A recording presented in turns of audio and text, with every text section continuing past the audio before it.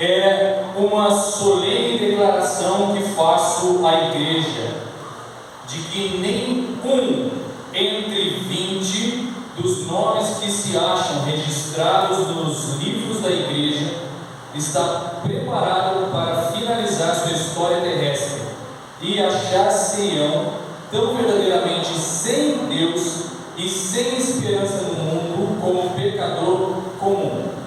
Os que tiveram oportunidade para ouvir e aceitar a verdade e se uniram à Igreja Adventista do Sétimo Dia, considerando-se o povo de Deus que guarda os mandamentos, mas não possuem mais vitalidade e consagração a Deus do que as igrejas nominais, serão atingidos pelas pragas de Deus tão verdadeiramente como as igrejas que se opõem à sua lei. Vamos orar. Querido, santo e poderoso Deus, nesse momento novamente pedimos, Pai, a unção, o Teu preparo, a Tua voz sobre nós, Pai, que os nossos corações sejam quebrantados, que a nossa mente trabalhe a favor da nossa salvação, que nós possamos, Pai, entender o que é ser servo de Deus e fazer de Ti, Pai, o nosso guia e fazer para Ti a Tua vontade. Pai, nós estamos nos perdendo, nós estamos nos contaminando pelas práticas de Satanás desde sempre, e que o Senhor, Pai, nos dê a clareza para entendermos que nós estamos perdendo a oportunidade de termos o Teu sacrifício como válido na cruz e termos, consequentemente, a salvação para a vida eterna no lado de todos os nossos. E pedimos, Pai, que o Senhor esteja neste culto, abençoando cada uma das palavras, para que nós saiamos daqui edificados, em nome de Jesus. Amém. O tema da nossa mensagem de hoje é o povo de Deus. Essa mensagem seria passada na terça-feira, porém, pelo conteúdo ser extremamente relevante e pesado, eu decidi fazê-la no sábado, trocando o conteúdo de terça-feira, de sábado para terça e de terça para sábado. Abra tua Bíblia, por gentileza, no livro de Gênesis, capítulo 6. Enquanto os irmãos estão abrindo a Bíblia, quero saber se tem algum visitante aqui na igreja hoje. Temos um visitante, que não é mais visitante, é irmão. Tem mais visitante aqui na igreja? Qual é o seu nome? Anderson. Nós ensaiamos uma coisa semana inteira aqui, vamos fazer de novo daqui a pouco. Os dois são visitantes? Não? Não? É que não nos vi, né? Na Semana Santa. Ele já é adventista, mas está visitando? Tá. Mas a primeira vez que veio aqui, igreja bonita, né? Não conhecia também, eu conheci na sexta-feira passada. Então, como é que a gente ensaiou pro Anderson? Olha que fofo.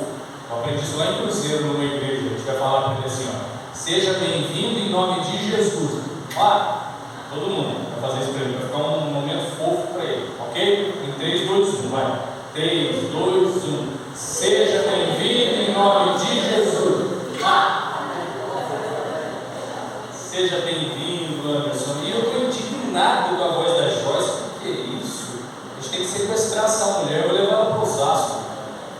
Que isso, Joyce? Joyce, eu não sei se você soube, não soube, né? Na quinta-feira retrasada, eu participei de uma entrevista no programa da TV Novo Tempo com a Gabriela Frontini, um amor de pessoa, uma das pessoas mais autênticas que eu vi, sincera, humilde, uma pessoa muito de Deus. Eu vou falar de você. Está sendo gravado, inclusive. Por que eu gravo os cultos? Porque ontem mesmo eu estava comentando no museu que mais de 50 pessoas assistiram e não são adventistas, são amigos de Facebook, pessoas que precisam também, né?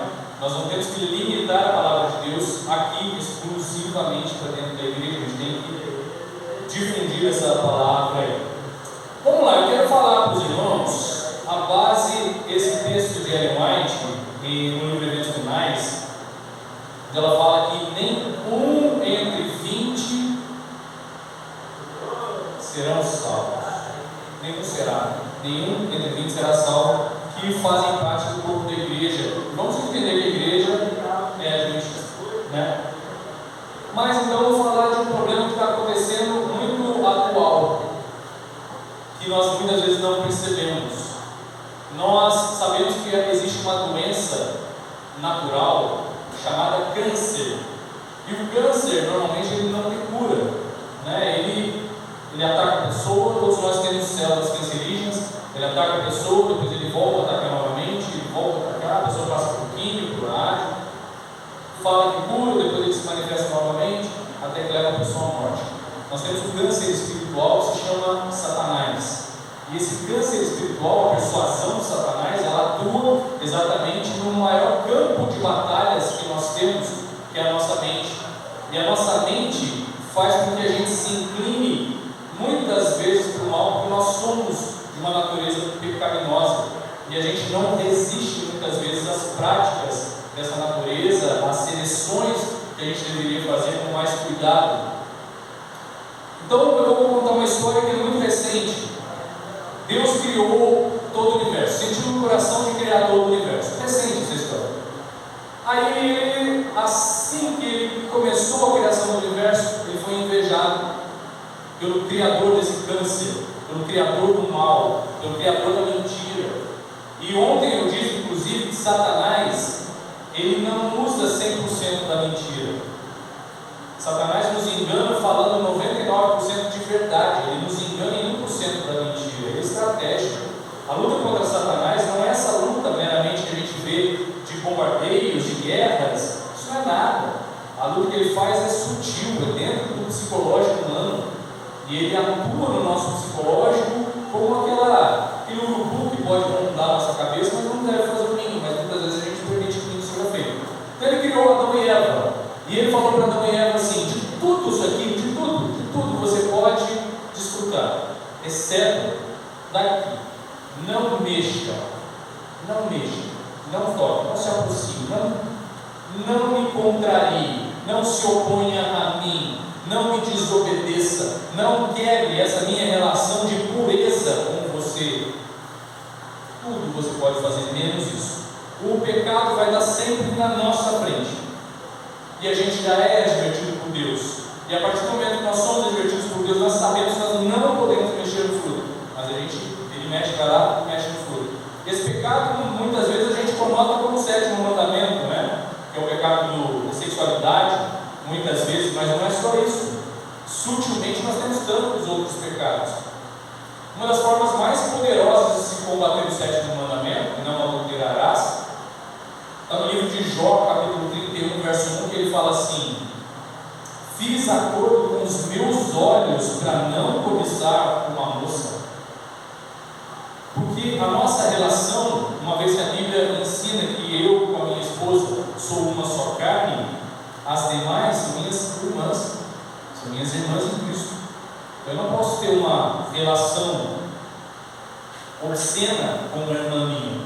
Adão e Eva então foram criados e eles desobedeceram. Eu costumo usar, para quem não teve aqui na Semana Santa, e eu costumo usar um exemplo assim: nós temos uma caixa d'água aqui dentro. Vou falar hipoteticamente, não sei, mas vamos supor que tem aí 1000 litros, deve ser isso no mínimo, né? 1000 litros de água. Aí um maníaco, um louco, um psicopata invade aqui o teto da igreja e ele pinga uma gota de um veneno extremamente mortal.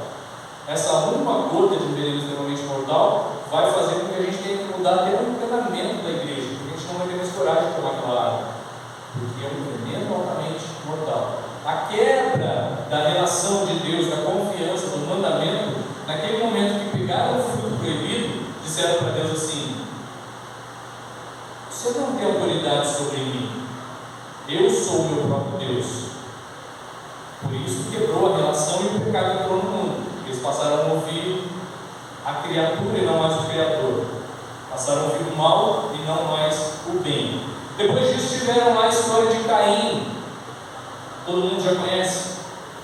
Percebam que a primeira vez entrou Satanás, o câncer, na vida daqueles dois, Adão e Eva. Tiveram Caim e Abel. Abel fez o certo, Caim invejou, novamente penetra o câncer, volta o câncer para dentro de Caim. Caim mata Abel, é expulso. Nasce Sete. A Bíblia diz que Adão e Eva tiveram filhos e filhas, começaram a proliferar na terra. A descendência de Sete era uma descendência onde servia a Deus. A descendência de Caim foi se alastrando pela terra, aonde se afrontava a Deus. Então vamos perceber que tem duas descendências, duas curvas, duas multidões se espalhando pela terra. Porém, é muito mais gostoso praticar o pecado, muito mais gostoso ser superficial. A gente não tem trabalho em ser superficial. É muito mais gostoso ser canalha dentro da igreja, inclusive. É muito mais prazeroso eu ser uma coisa aqui dentro da igreja e lá na minha casa ser outra.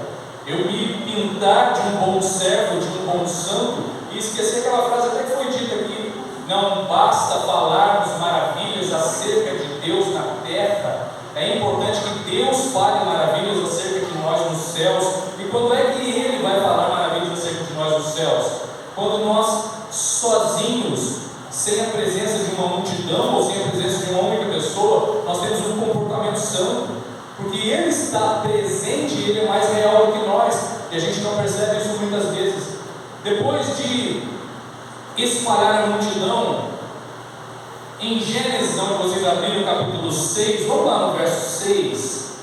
Então arrependeu-se o Senhor de haver feito o homem sobre a terra, e pesou-lhe o seu coração. Eu vou fazer uma pergunta para os irmãos aqui, para vocês pararem e refletirem, não precisam responder, mas você é hoje a causa da alegria ou do arrependimento de Deus aqui na terra? Não pensem que aquilo ficou só no Éden, não pensem que aquilo ficou só em Caim e Abel. Depois disso, nós tivemos aí o prenúncio da destruição da humanidade. Deus então decidiu, pelo arrependimento, pela tristeza exacerbada que Deus teve em ter criado o homem, Ele decidiu então destruir toda a humanidade. E conseguiu ali ver, apesar de pecadores, mas 8 pessoas somente que poderiam entrar na arca. Entraram na arca com todos os tipos de animais, passaram ali por dias, onde aquilo era mal cheiroso, cheiro de urina, de fezes de animais, provavelmente um lugar conveniente de ficar, abafado.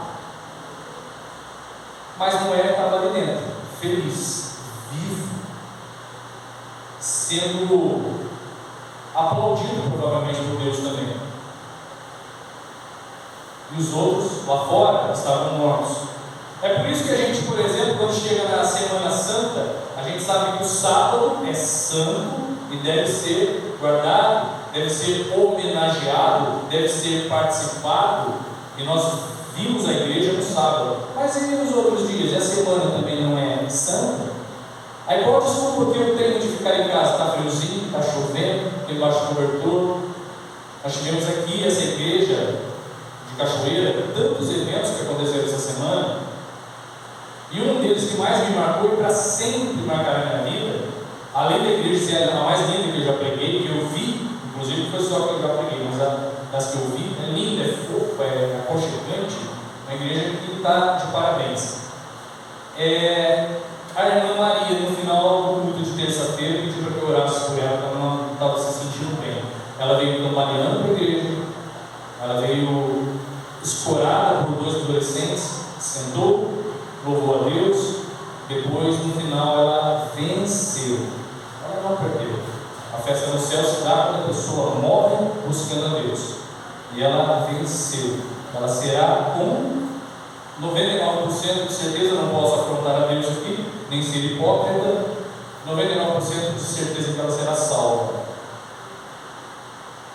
A gente arrisca até quase uns 100%, né? Mas eu não posso falar, eu não posso ser leviano de dizer isso. Depois que voltou a humanidade era pura. Noé, a esposa de Noé, Cã, Sem, Jafé, os filhos, as esposas, todos ali servos de Deus, e começou a proliferar. Quem volta para o cenário? O câncer, Lúcifer, Satanás, que é extremamente poderoso e sábio. A Bíblia diz em Ezequiel 28 que ele é mais sábio que Daniel. Volta ele a influenciar pessoas com maus comportamentos, onde a gente agora muito adoro a criatura e deixo de adorar o Criador, então começam a construir uma torre. E essa torre foi construída para afrontar a Deus. Chegaremos até o trono de Deus, seremos como Deus. Começou a criar aquela torre. Todos os homens praticamente começaram a criar aquela torre, com exceção de um homem. Alguém sabe o nome dele? Éber. Éber não afrontou a Deus, ele continuou servindo a Deus. E Deus então lhe deu uma descendência chamada Hebreus, pelo fato de ele não ter afrontado na Torre de Babel. A Torre de Babel, nós já sabemos a história, significa confusão, inclusive. Então Éber começou a ter sua descendência. Dos hebreus, o mais famoso é Abraão. Abraão teve seu filho, Isaque. Depois de 100 anos de idade, ele teve o filho que ele tanto sonhou em ter. E naquele momento de tanta adoração pelo filho, tanto amor pelo filho, Deus falou: não, ele não é o seu centro de atenção, sou eu. Porque se você ficar olhando, não como Deus ser um vaidoso, mas no momento que Deus afastou o próprio Abraão de ficar cultuando o seu próprio filho, ele está afastando Abraão de cultuar a criatura e fazer a vontade de Satanás. Por isso ele falou: não, pega seu filho e mata. Em Hebreus 11 diz que Abraão iria matar verdadeiramente o filho, porque ele acreditava que Deus tinha a capacidade de ressuscitar. E ele foi para matar o seu filho. De Abraão vem Isaque. Isaque tem o filho Jacó. Jacó lutou com Deus, Jesus Cristo, com Deus Jesus, que a Bíblia diz que é o anjo, né? Nós sabemos que é o arcanjo Miguel. E ele lutou com Deus, querendo a sua bênção. Eu quero ser abençoado. Então Jesus dá-lhe um novo nome, Israel. Tiveram quantos filhos? Quantos filhos Israel teve? Quantos? 13. Teve 12 meninos e uma menininha. Por isso que o mundo está desse jeito, né? Se tivesse feito 12 menininhas e um menininho, estava melhor o mundo ou não? A mulher é mais organizada, o homem é mais bagunçado. Então, se tivesse feito as 12 tribos de Israel feminino, talvez tivesse melhor o mundo. Mas ele teve lá 12 meninos e uma menininha. Essa menininha, chamada Diná. Dos 12 filhos, o que ele mais amou enlouquecidamente foi quem? Quem? José. Por que ele amou tanto José? Porque ele era filho da mulher que ele amava enlouquecidamente. Ele não podia ter muito contato, porque o sogro não deixava. Era Raquel. Assim que ele teve um filho com ela, ele viu ali a família no coração dele. E ele amava o filho. E ele não mentia, falava com os filhos. É o filho que ele mais gostava. Isso causou inveja daqueles outros 10, com exceção de Benjamim, daqueles 10 homens que seriam futuramente servos de Deus, mas se mostraram de uma canalice terrível, onde entregaram o próprio irmão para ser escravo. E Deus exaltou tanto este homem que combateu contra todos os seus pecados, as suas vontades, contra a mulher de Potifar, contra tudo, falando: não posso machucar o coração de Deus. E se tornou a segunda maior autoridade do planeta, porque o Egito era até então a maior autoridade da terra. Aí tivemos lá os impérios que perseguiram a igreja de Deus: Egito, Assíria, Babilônia, Medo-Pérsia, Grécia e Roma imperial e papal. Dentro de tudo isso nós tivemos ali várias características do câncer penetrando novamente nas vidas daqueles que formaram.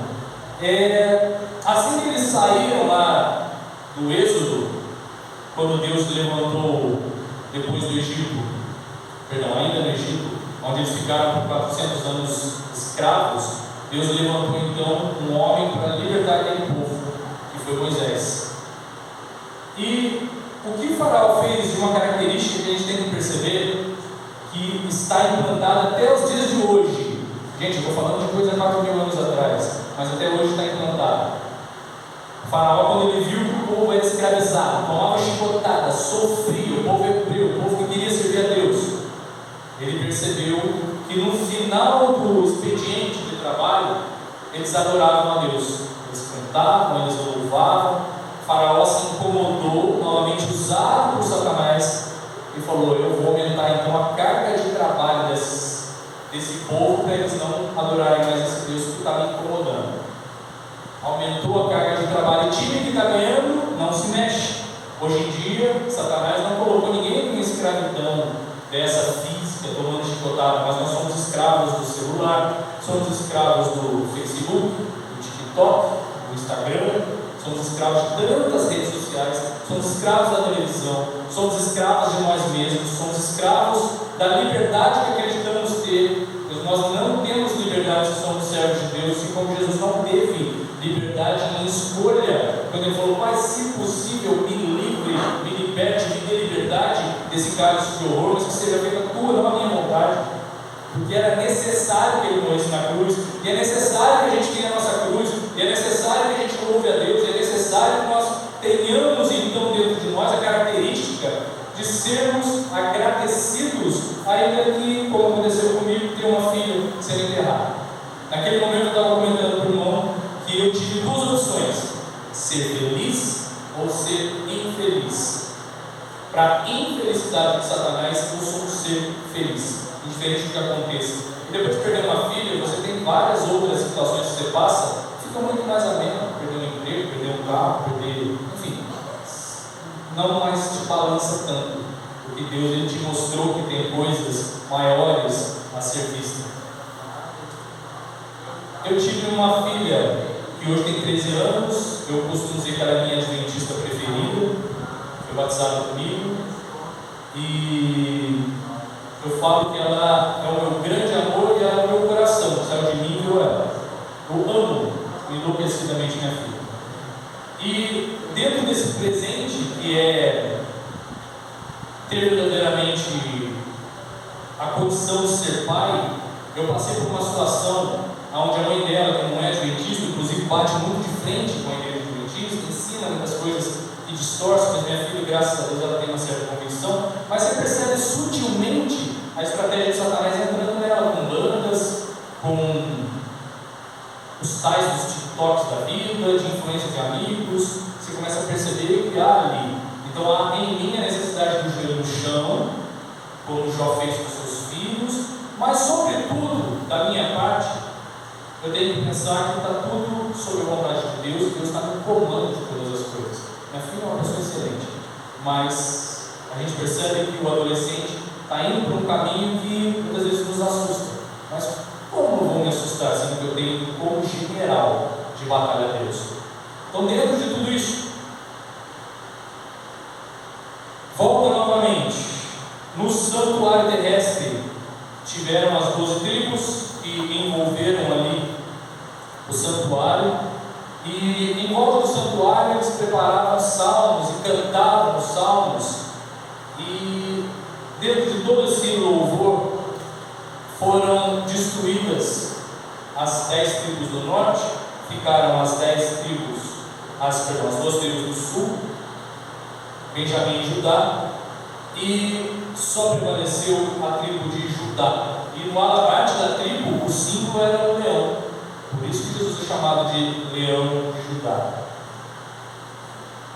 Os judeus tiveram ali outras castas, qualidades, outras castas de judeus também, como os samaritanos, que era uma mistura de judeus com gregos, com egípcios, tudo aquilo meio que misturado.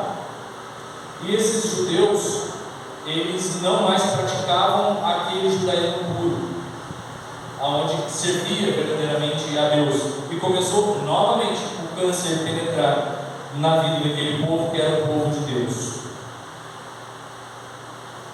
No período mais tenebroso que a igreja passou, que foi da Idade Média, onde ficamos chamado o período intertestamentário, 400 anos sem profeta algum, nós tivemos ali muita destruição no entendimento das pessoas. Foi citado aqui inclusive sobre o amor, o amor eros, o amor filia e o amor ágape, que é o amor de Jesus Cristo. O eros, amor por aquilo que eu não tenho. Eu quero subir a montanha, quando eu subir a montanha, acabou minha vontade de subir a montanha. O amor de filia, que é o amor por aquilo que eu já tenho. É o amor que toma posse, inclusive, da esposa, e fala assim: se você não for minho, você não é de mais ninguém, vai lá e mata a esposa. Uma pessoa que não tem conversão. Hoje, todos os dias, se você ligar a sua televisão, você vai ver casos de feminicídio. Sim ou não? Todos os dias. Aqui no Brasil é o país que é considerado o pior país para uma mulher viver. A minha filha, que eu tanto zelo, que eu tanto amo, vou contar uma coisa. Tem irmãos que não gostam que a gente conte a particularidade, mas tem irmão que gosta. Eu vou contar para os irmãos que gostam, porque não gostar faz isso no vídeo. A minha filha, ela estava apanhando muito da mãe. Eu sou ex-militar. Eu fui considerado o melhor, eu vou falar com modéstia à parte, mas eu vou falar. Eu fui considerado o melhor soldado de Taubaté. Depois, quando eu peguei cargo, e eu estava, por exemplo, de plantão, num determinado ponto de acesso, podia passar o general ali, se eu falasse que não era para ele entrar, ele não entrava. Se ele não tivesse identificado, por exemplo, porque a autoridade máxima ali era minha. Assim como Jesus na frente de Pilatos, Pilatos tinha um cargo, Jesus tinha autoridade. Nós temos que buscar ter essa autoridade espiritual. A minha filha, então, apanhando da mãe, biologicamente falando, da mãe, eu falei: você não vai encostar a mão na minha filha mais.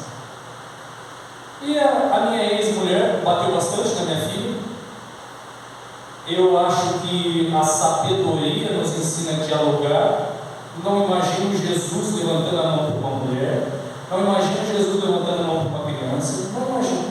Se nós somos imagem e semelhança de Deus, somos pedagogicamente os copiadores de Jesus Cristo, como de forma canalha que eu posso fazer isso? Como eu posso ser mentiroso, trapaceiro? Como eu posso ser esse tipo de gente? E a minha filha estava com 6 aninhos de idade, cheguei em casa e ela falou para mim assim: papai, mamãe não dá para no meu rosto. A vontade de fazer igual aquele filme do Jack Stripador, deu vontade. Mas eu não fiz. Acalmei, conversei com a minha ex-mulher. E 2 semanas depois teve uma festa de 7 anos da minha filha. Eu senti muito o Espírito Santo trabalhando em mim naquele dia. Toda a família estava ali dela, minha família como é daqui, só foi meu pai, na verdade mora em São Paulo, aqui de Cruzeiro ninguém foi. E ali no meio da festa estava todo mundo elogiando a maternidade, todo mundo falando muito bem da mãe. E uma coisa que eu não sou hipócrita.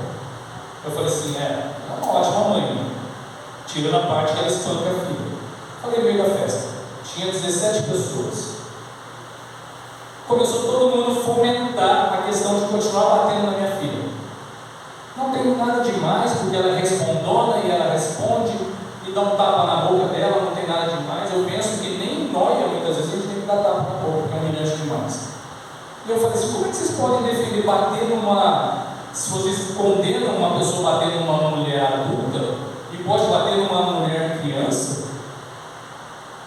Porque muitas vezes o adulto entende a criança como um mini adulto, porque ele já tem inteligência, mas é criança.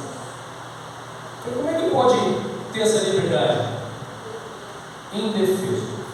Aí continuaram fomentando e apoiando essa história. Eu falei assim: entendi o que vocês estão falando. Entendi. Vocês estão falando um caso extremo da Manuela, minha filha. Vocês estão falando um caso extremo da Manuela, por exemplo, responder para o vovô, para a vovó, para a mãe. Aí você contava na boca dela para ela assustar, e todo mundo, unanimemente na festa, fez assim para mim. Tipo assim, agora esse ignorante entendeu. Eu falei: não, aí eu concordo. Filha, ela estava no outro quarto, ela veio, parou na minha frente, falou: papai. Ficou aquela plateia me assistindo. De todas as, para quem não sabe, eu sou do teatro, de todas as apresentações que eu fiz, essa para mim foi a melhor. Todo mundo me assistindo. Eu falei assim: filha, deixa o papai te falar uma coisa. Quando você crescer, tiver seus 17 anos, 18 anos mais ou menos, se a vovó ou a mamãe falarem qualquer coisa que você não gostar, pode enfiar um tapa na cara das duas, porque eu estou autorizando. A festa mudou, começaram a levantar para sair dali. O que você está falando? Não, só estou concordando com vocês. Não é para bater? Não é esse tipo de diálogo que vocês têm? Nunca mais puseram a mão na minha filha. Nunca mais. Eu falei: se alguém puser a mão na minha filha, eu pego uma madeira, nessas caçambas de material de construção, eu invado a casa da pessoa, dou madeirada na cabeça da pessoa. Eu estou avisando certo. Nunca mais puseram a mão na minha filha. Agora, com que autoridade eu posso ter de fazer isso? Como eu posso fazer isso com o próximo? Qual reflexo do amor que eu tenho que ter dentro da igreja? Por que eu pago de santo aqui dentro da igreja e lá fora sou o Satanás? Por isso que eu falei a semana inteira feliz sábado, na segunda, na terça, na quarta, na quinta, na sexta. Eu não estou olhando para mim. Muitas vezes eu não estou olhando para mim, mas Deus está me olhando e Satanás está me olhando também. Ele vai nos destruir. E essa profecia de Ellen White não é mentira. Entende, irmão? Por que ela disse isso? Agora você entende? Porque o que nós temos que ter dentro de nós como cristãos é o que Jesus teve. Não foi só determinação que Jesus Cristo teve. Para ir para a cruz, ele teve, sabe o quê? Uma palavra que a gente tem que colocar no nosso coração e no nosso entendimento: indignação. Eu não posso concordar com o pecado, eu não posso concordar com as trevas, eu não posso ser sujo como eu era. Eu dei um testemunho para os irmãos, no dia que eu estava conversando, julgando uma outra pessoa com Deus. Quem teve aqui na Semana Santa sabe disso. O Espírito Santo falou para mim: se coloca todos os seus defeitos aí no papel. Eu achei mais de 20 defeitos em mim, mais em 1 minuto e meio. Eu sou todo errado, eu sou todo defeituoso. Aqui na igreja, provavelmente, o maior pecador seja eu. Eu não sou digno de estar aqui, eu sei disso. Quem é? Será? Depois disso, vem Jesus Cristo. Jesus Cristo nos ensinou coisas. Quer falar?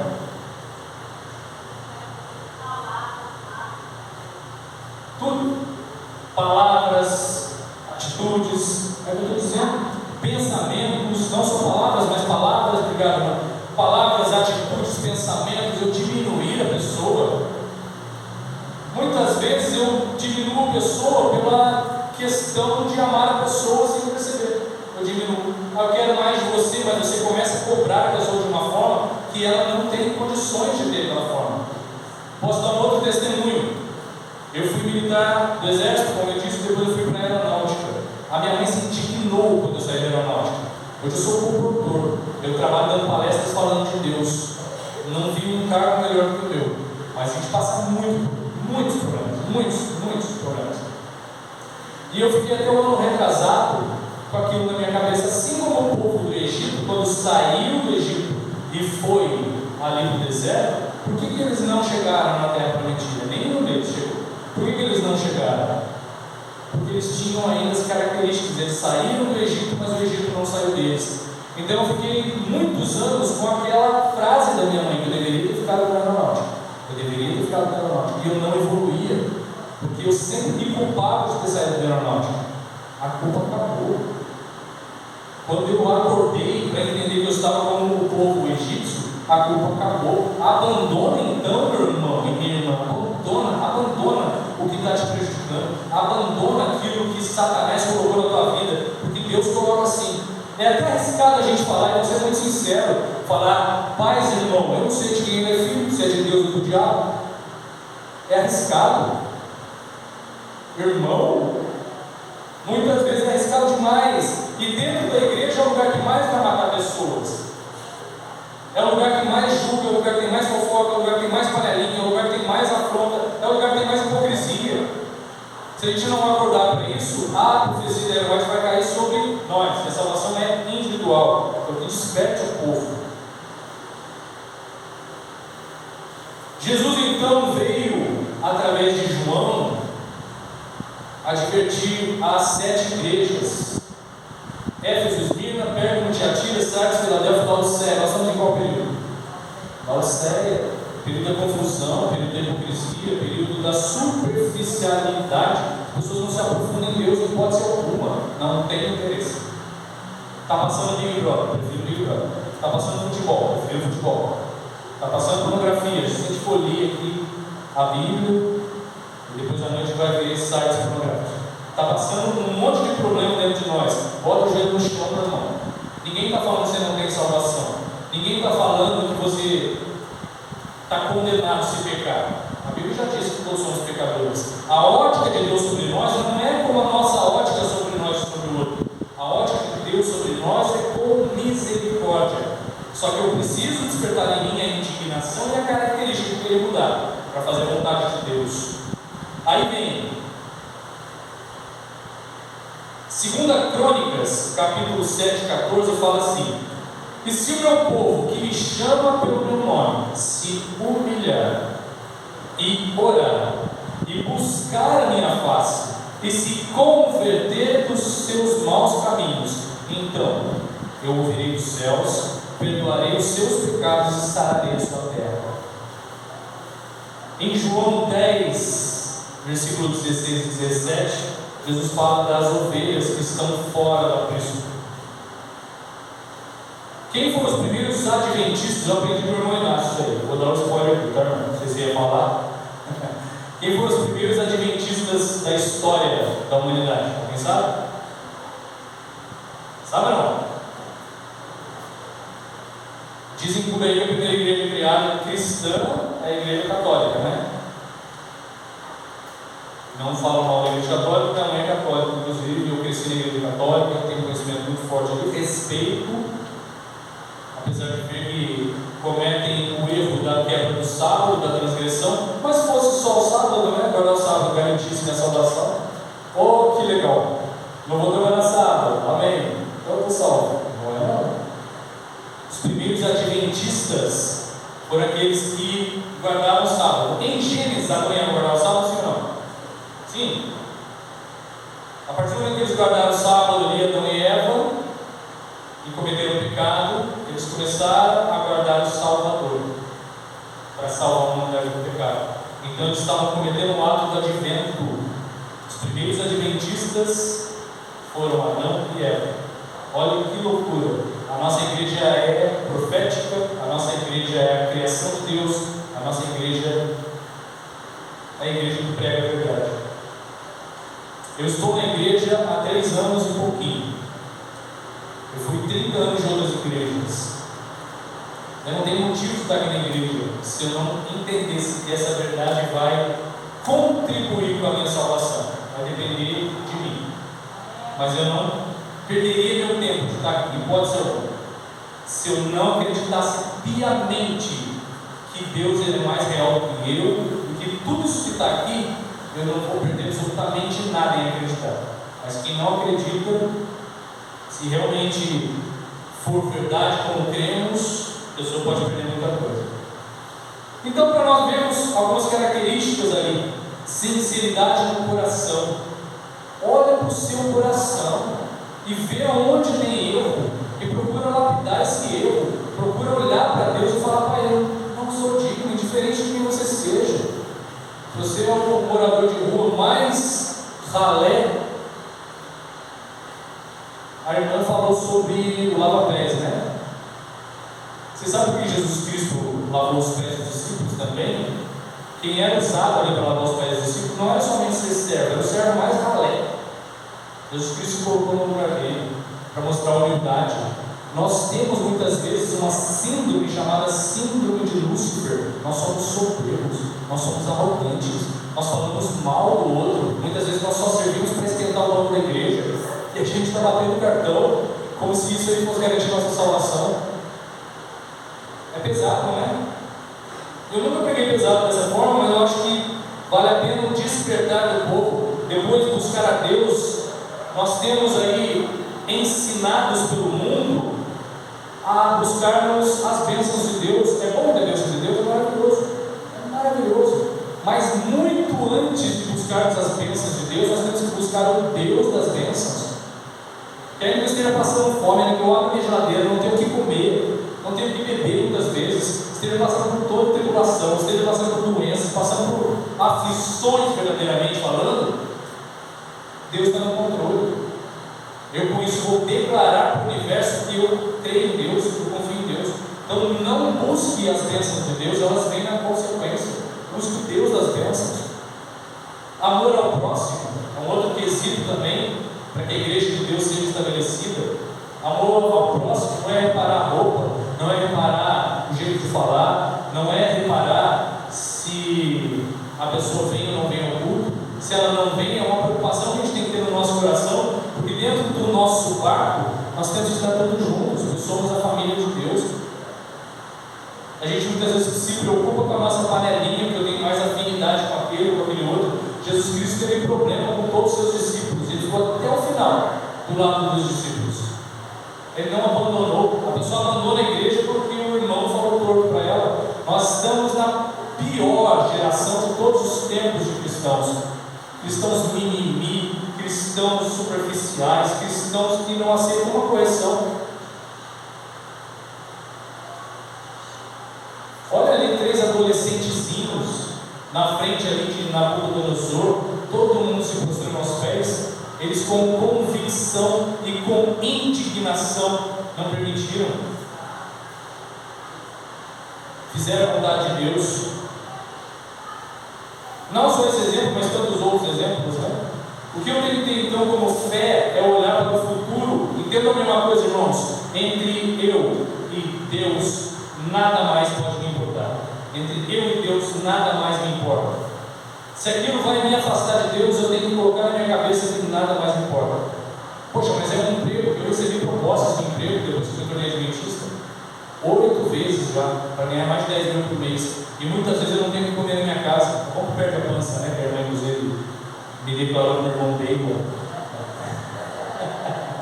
Mas falou: sua camisa é GG, né, irmão? Falou: você está muito obesinha. Falou. Então, assim, quando a gente percebe que nada mais importa, não importa, vamos passar por aquilo que Deus vai nos resgatar. É isso que a gente precisa. Salmo 22, verso 3 fala assim: que Deus habita no meio dos louvores.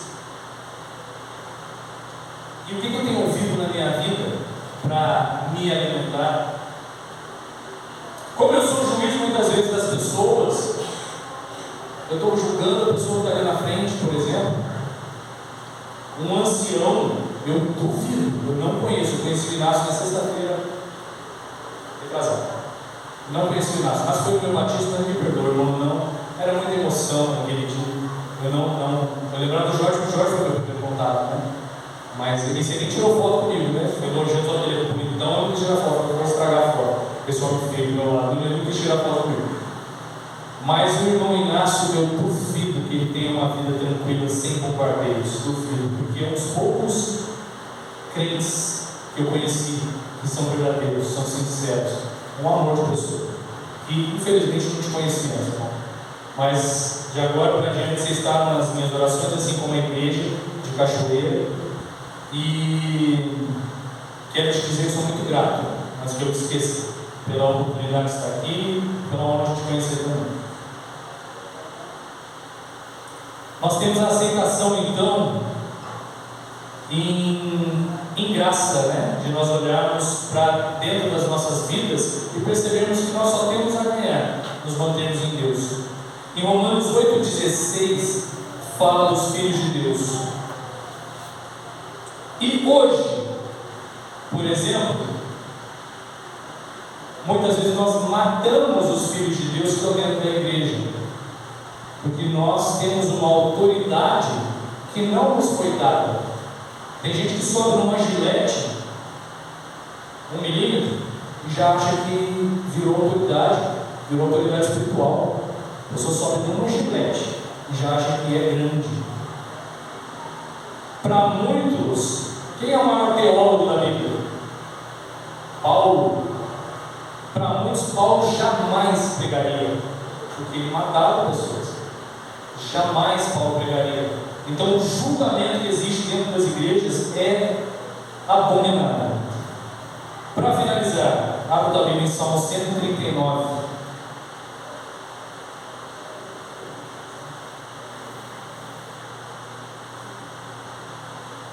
Salmo 139, verso 23. Aí diz assim: sonda o meu coração, vê se há em mim algum caminho mau. Sonda o meu coração, Deus. Tire esse tempo para conversar hoje com Deus, para você refletir sobre quem é você, para refletir se você é o joio dentro da igreja, se você é o trigo dentro da igreja. Se você já é convertido, peça uma nova conversão se for preciso. Comece a buscar mais a Deus. Se você identificou em você falhas, erros, que você sabe lá no seu íntimo, muitas vezes nem tanto no íntimo, sabe que desagrada a Deus, pede para Deus ir trabalhando em você, não se desespere. Deus tem todo o tempo do universo, Ele é eterno, então Ele vai mudando, vai transformando você.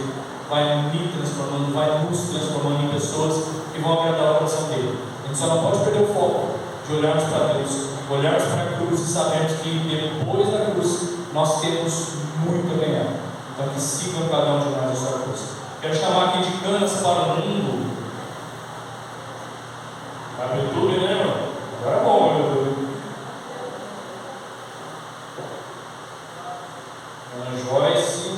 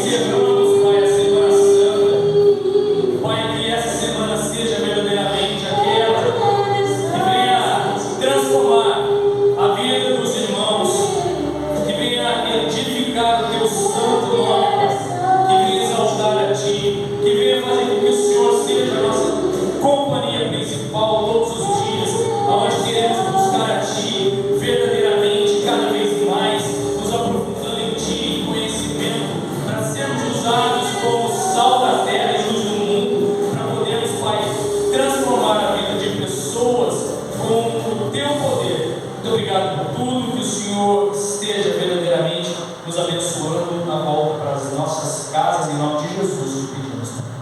Amém. Irmão, continua aqui, vai cantar a última música. Quero, antes de tocar, por favor, ontem eu chorei de madrugada, dormi aqui na igreja. Eu sou muito emotivo, né? Eu amei cada um dos irmãos que eu conheci aqui, verdadeiramente. Foi para mim uma honra inenarrável estar na presença de todos, estar em oração por todos. Ontem de madrugada eu vim aqui nesse chão, pela segunda vez na sexta-feira passada também, ontem, para orar pelos irmãos, para orar por todos nós. São batalhas que a gente está enfrentando, mas com a certeza na vitória. Quero pedir perdão para alguns, caso tenha de alguma maneira dificuldade, mas quero que saibam que tudo foi feito com muito coração, com muito amor, como tudo aquilo que eu percebi que Deus tem me dado. A recíproca tem que ser no mínimo verdadeira com Ele, porque eu não posso estar aqui falando da boca para fora, sendo que Ele fez tudo o que Ele fez por mim e por nós, para continuarmos acendendo esse incêndio no coração das pessoas. Como partiu aqui na cidade de Cachoeira Paulista, eu já tinha perdido minha fé, praticamente, e aqui através do Jorge, que deixa também a homenagem, mando para ele esse vídeo depois.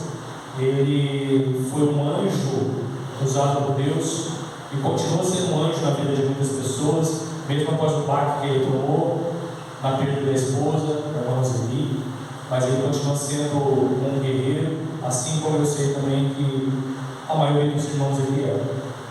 Foi um sonho que eu tive no meu coração esse ano de vir para Cachoeira Paulista e de forma muito pronta o irmão Inácio me aceitou aqui e eu não tenho como agradecer a tudo que foi feito por mim aqui nesse tempo. Amém? Que Deus abençoe a vida de cada um de vocês, a família também de cada um de vocês, os amigos de cada um de vocês e os inimigos, sobretudo, de cada um de vocês também, para que todos nós possamos juntos chegar lá em Israel, num busão aqui de Cachoeira Paulista. Eu venho para Cachoeira para a gente ir junto na volta de Jesus. Fiquem com Deus. Muito obrigado, irmão. Está com a minha geração. Sim, não é maravilhoso, né? Eu sei que muitas pessoas conhecem ele, eu gostaria que todos louvassem ele também. Amém?